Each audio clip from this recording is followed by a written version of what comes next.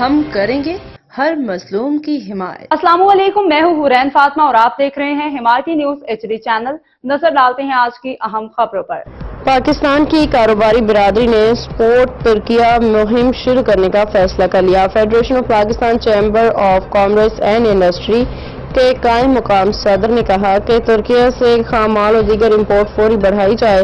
FPCCI کے قائم مقام صدر نے یہ بھی کہا کہ کاروباری طبقہ ترکیہ کو معمول سے ہٹ کے سپورٹ کرے۔ خیال رہے کہ حالیہ پاک بھارت تنازع میں پاکستان کی حمایت کرنے پر بھارت میں ترکیہ کے خلاف مہم جاری ہے۔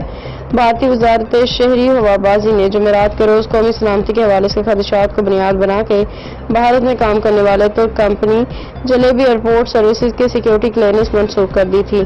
بھارتی میڈیا کے مطابق پونے شہر کے تاجر ترک سیبوں کے بائیکاٹ کی مہم چلا رہے ہیں اور تاجروں کی جانب سے ترکیہ کے سیب کو بائیکاٹ کرنے کا مطالبہ کیا جا رہا ہے۔